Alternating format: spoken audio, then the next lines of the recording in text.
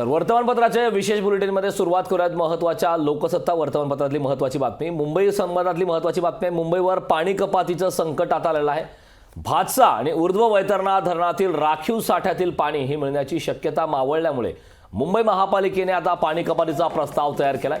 त्यामुळे 1 मार्च पासून मुंबईवर 10% पाणी कपात लागू होण्याची दाट शक्यता आहे। मुंबईची तहान भागवणाऱ्या 7ही धरणात केवळ 45.43% इतकाच पाणीसाठा शिल्लक आहे। गेल्या 3 वर्षातील हा सर्वात कमी पाणीसाठा आहे। हे पाणी पावसाळ्यापर्यंत पुरणार नसल्याने भातसा आणि ऊर्ध्व वैतरणातील राखीव पाणीसाठा मिळावा अशी मागणी पालिका प्रशासनाने राज्य सरकारकडे पत्राद्वारे केली।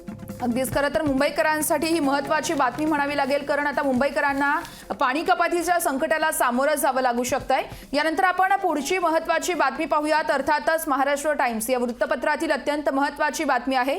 नवे फौजदारी कायदे हे 1 जुलैपासून लागू केले जाणार आहेत। ब्रिटिशकालीन फौजदारी कायदे 4 महिन्यांनी इतिहास जमा होत आहेत। तर फौजदारी न्याय व्यवस्था पूर्णपणे बदलण्यासाठी केंद्र सरकारने आणलेले भारतीय न्याय संहिता, भारतीय नागरिक सुरक्षा संहिता आणि भारतीय साक्ष कायदा हे 3 नवे कायदे देशात 1 जुलैपासून लागू होणार आहेत। तर येत्या 1 जुलैपासून भारतीय दंड संहिता 1973 आणि भारतीय पुरावा कायदा 1872 हे 3 कायदे खरं तर कालबाह्य होत आहेत, कारण या कायद्यांच्या जागी आता भारतीय न्याय संहिता, भारतीय नागरिक सुरक्षा संहिता आणि भारतीय साक्ष कायदे हे नवे कायदे अस्तित्वात केले जातील अशी माहिती खरं तर देण्यात आली आहे। तर संसदेच्या हिवाळी अधिवेशनात सरकारनं 3 फौजदारी कायद्यांसंदर्भातील विधेयकाला मंजुरी दिली आहे आणि त्यानंतरच डिसेंबर 2023 मध्ये राष्ट्रपती द्रौपदी मुर्मू यांनी विधेयकांवरती शिक्कामोर्तब केल्याचं देखील कळतंय।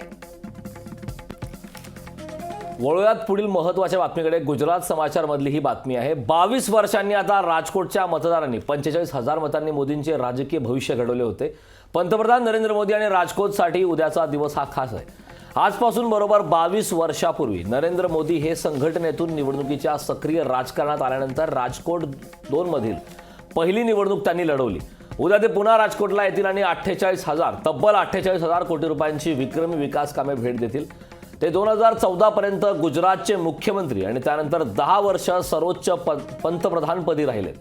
आज त्यांनी ट्विट केले की माझ्या हृदयात राजकोटचे विशेष स्थान आहे आणि नेहमीच असेल। या शहरातील लोकांचा माझ्यावर विश्वास होता असं देखील त्यांनी आज ट्विट करत सांगितलेलं आहे। अगदीच खरं तर आपण पाहतोय ही महत्त्वाची एक बातमीच म्हणावी लागेल, कारण यानंतर आपण पाहूयात सामनामध्ये नेमकी कोणती ठळक बातमी देण्यात आली आहे। शेतातील तण जसं उपटून टाकतो तसंच केंद्रातील मोदी सरकार उखडून टाकू असं यावेळेस सामनामध्ये बातमी छापण्यात आली आहे। पुणे देशात रोज आता 50 ते 60 शेतकरी आत्महत्या करतात। हिंदुस्थानासारख्या कृषीप्रधान देशात शेतकऱ्यांना वर्ष दिल्लीच्या सीमेवरती ऊन वारा पावसामध्ये आंदोलन करावं लागतंय, तरी देखील मोदी सरकार शेतकऱ्यांच्या प्रश्नांकडे ढुंकूनही पाहत नाही। हीच का मोदी सरकारची गॅरंटी असा सवाल सामनातून उपस्थित करण्यात आला आणि त्यांनी खरं तर राष्ट्रवादी काँग्रेस शरदचंद्र पवार पक्षाचे अध्यक्ष शरद पवार यांनी हे वक्तव्य केलं होतं आणि त्याच संदर्भातली ही बातमी आहे।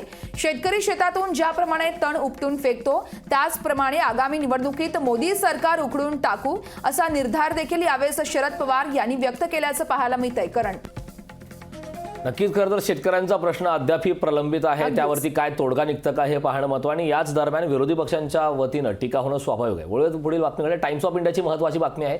दिल्लीत आप आणि काँग्रेसमध्ये 4-3च्या फॉर्म्युल्यावर आता सहमती झाल्याचं कळतंय।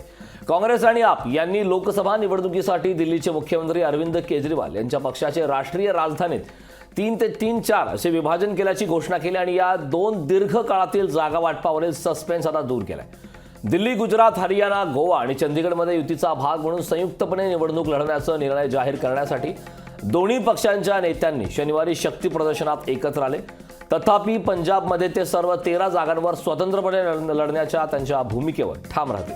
त्यामुळे खरं तर जागा वाटपाचा जो तिढा मागच्या काही महिन्यांपासून बैठकांचं सत्र सुरू आहे, बैठकांवर बैठका सुरू आहेत, त्यावरती आता अखेर शिक्कामोर्तब झालंय।